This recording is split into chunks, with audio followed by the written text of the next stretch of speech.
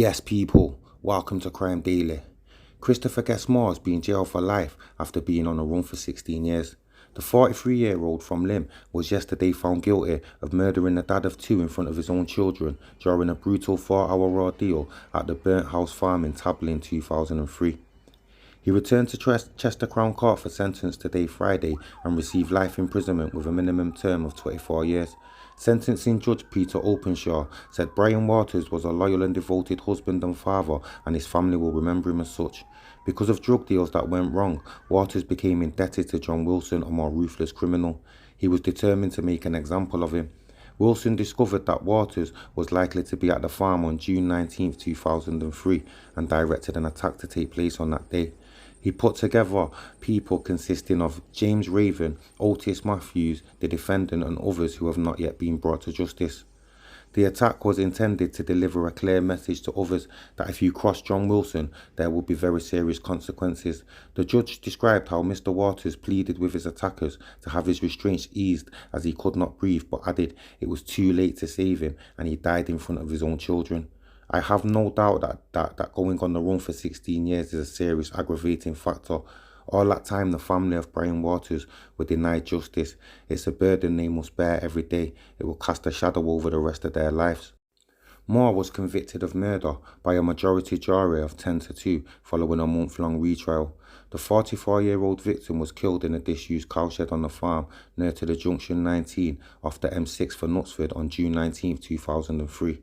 Mr. Waters, who was operating the site as a cannabis farm, was hung upside down by his ankles, beaten with weapons and burned with melting plastic in front of his own children over a 20 grand drug debt before succumbing to his more than 100 separate injuries. Moore, who was aged 25 at the time of the incident, was part of a gang who travelled to the site in the early hours and ransacked the grow before torturing Suleiman Razak, who assisted in the operation of the cannabis farm when he arrived at the scene around midday. He was punched and kicked in the face numerous times and knocked unconscious before being hung upside down by his ankles and lowered into a barrel which was filled with water. After being electrocuted, Mr. Razak was burned with acid, had a pillowcase placed over his head and set on fire, and was attacked with a staple gun. It was then that Mr. Waters arrived at the scene and was set upon in a similar way. He too was lowered into a barrel of water, beaten with bamboo canes with such ferocity that they snapped, as well as being struck with a metal bar. A bin bag was also suspended above his head and set alight, causing melting plastic to drip down onto his head. His son Gavin and daughter Natalie, who had celebrated her 21st birthday the previous day, then arrived and were attacked, with the latter having the barrel of a gun placed in her mouth. At the same time, the Waters family home in Nantwich was raided by two men who then transported the victim's wife Julie to the farm. But the assailants fled when police arrived simultaneously, with officers discovering Brian Waters' lifeless body in a milking parlour.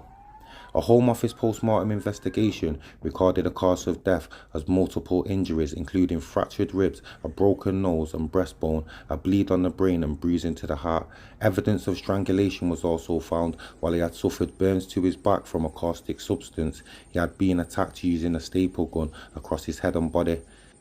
Several items discovered at the scene, including a bottle of Sprite, cigarette ends, a glove and human waste, revealed forensic links to Moore. He returned to his then home at Burntford Lane alongside his co-conspirator Otis Matthews in the evening after the killing and flew to Malaga from Liverpool John Lennon Airport 2 days later.